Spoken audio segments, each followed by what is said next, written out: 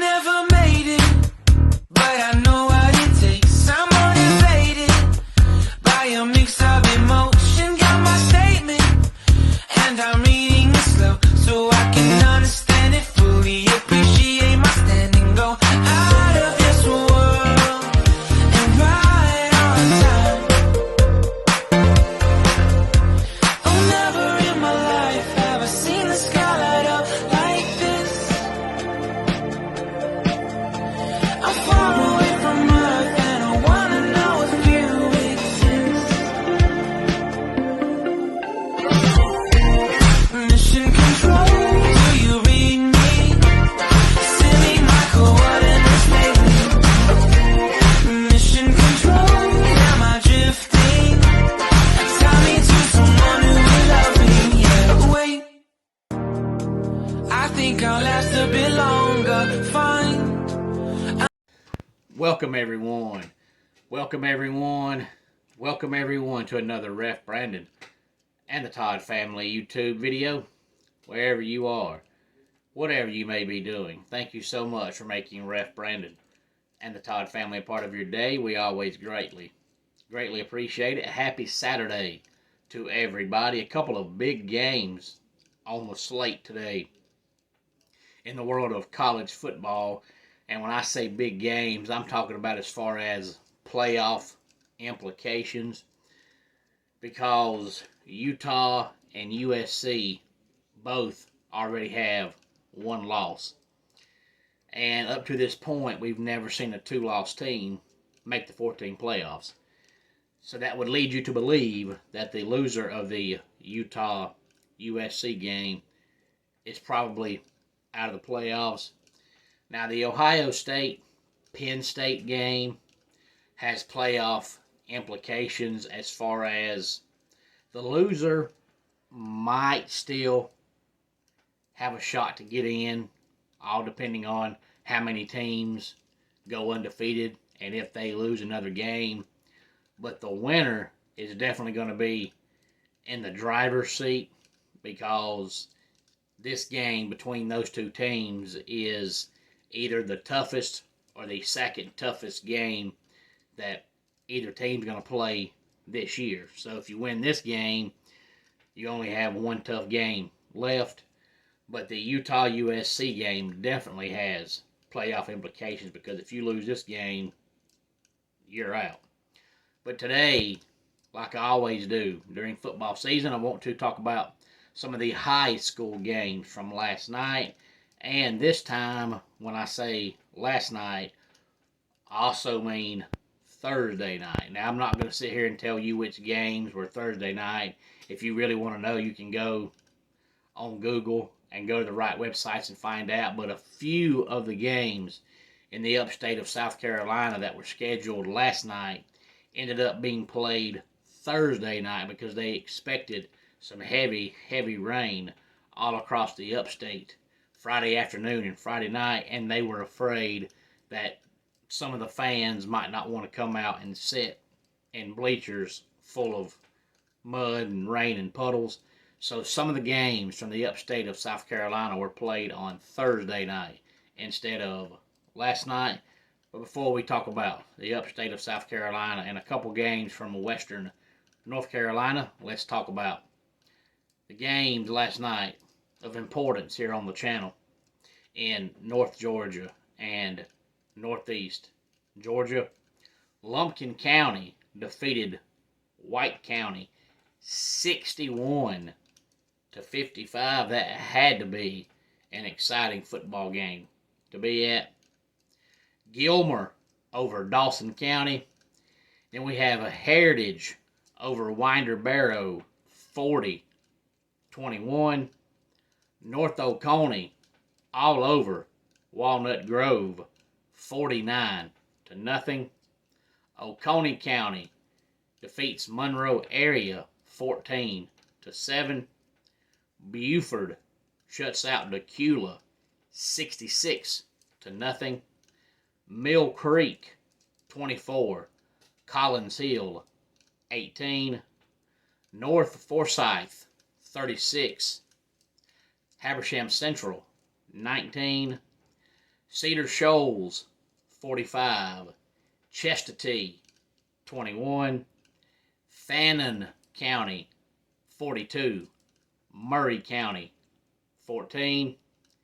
Stevens County continues to dominate everybody on their schedule. They defeat Hart County 35-0. Mountain View defeats Central Gwinnett 31-18. Parkview over Newton 28-21. Grayson all over Brookwood 57-10. Archer 22. South Gwinnett 19. Hebron Christian defeats Franklin County 65-7. Union County 48. East Jackson 28. Lanier 31. Jackson County 7. Jefferson 56. Loganville 20. Rabun County 38. Athens Christian 0. Athens defeats Banks County 56-27. Gainesville shuts out Shiloh 55-0. Commerce all over Elbert County 49-21. Madison County 50.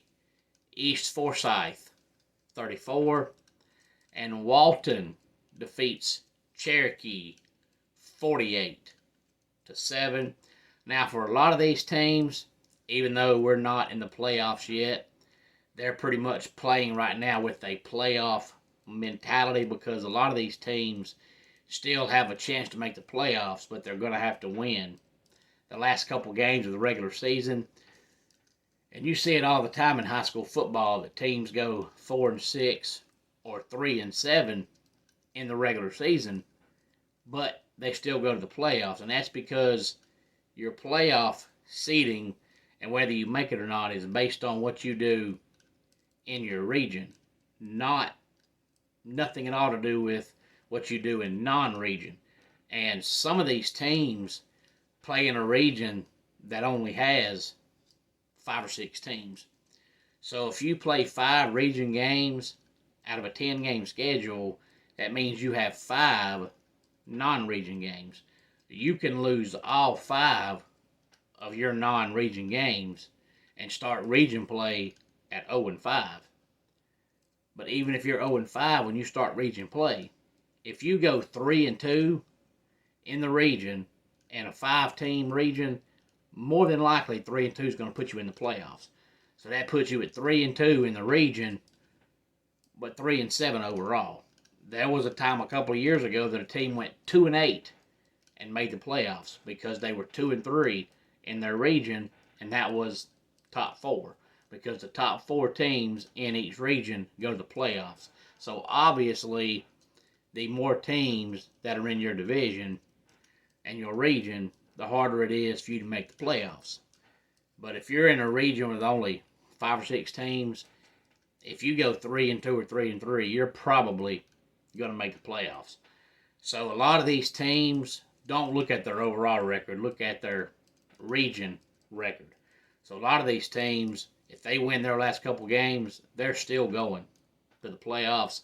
So right now they're playing with a playoff mindset because they know if they win, they get in. If they lose, they're toast. Now let's talk about South Carolina and a couple of games from Western North Carolina. Berea defeated Pickens 28-25. Chapman over Blue Ridge 50-21. Boiling Springs 24. Spartanburg 17. Brevard 24. Hendersonville 0. Broome 55. Carolina 6. Clinton 14. Chester 6. Crescent 42. West Oak. Goose Egg. Gaffney 29. Dorman 14. East Side 36. Lawrence 34. Palmetto defeats Fountain Inn 23-21. Greenville all over Greenwood 48-7. Daniel defeats Pendleton 56-28.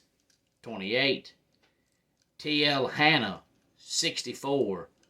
Woodmont 25. Liberty 40. Landrum 33. 96-27. Chesney 20. Wren 42. Powdersville 39. Walhalla 28. Seneca 19. Emerald 49. Union County 35. Greer 65. Wade Hampton 7. West Side 63. Easley 35.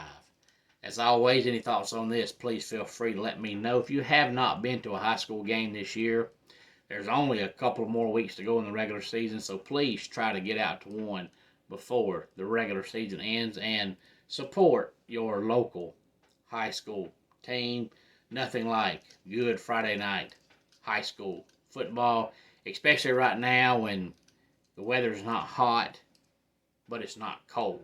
So right now, to me, is the perfect time to go. I know in the past I've been to a couple of Clemson games in late November. Even went to one in December back in 2001. And if you're not lucky, you absolutely will freeze to death, especially if it's a night game. Because a night game, if it starts at 7:30, at 7:30 it might be 45 degrees. You think, oh, this ain't bad.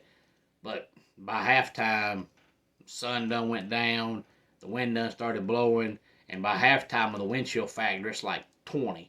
So you're sitting there and you're just completely bundled up. If your team is winning, usually you have no problem suffering through it. But your team starts losing, come fourth quarter, you're like, man, I'm going home. I'm freezing to death. So hopefully you'll go to a game if you have not been to one yet this year, and hopefully you take a jacket or a pullover or a sweater just in case.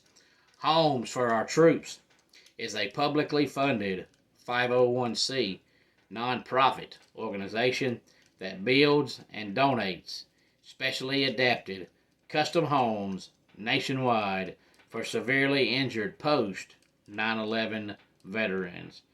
Since the 2004 inception, nearly 90 cents of every dollar spent has gone directly to our program services for veterans. Visit at hfotusa.org. And hopefully I see a lot of you tonight in Buckhead, Georgia for Georgia Championship Wrestling. Come on out and see former WCW color commentator Scott Hudson. Doors open at 6:05 and bell time is 7 o'clock. Let's go ahead and get our dad joke of the day in here. Why don't the other farm animals like playing basketball with pigs? They're ball hogs. And that does it for today's Ref Brandon and the Todd Family YouTube video. Until next time, it's Ref Brandon saying, just like in pro wrestling, life can be over by the count of 3. Tell your friends and family how much you love them. Bye.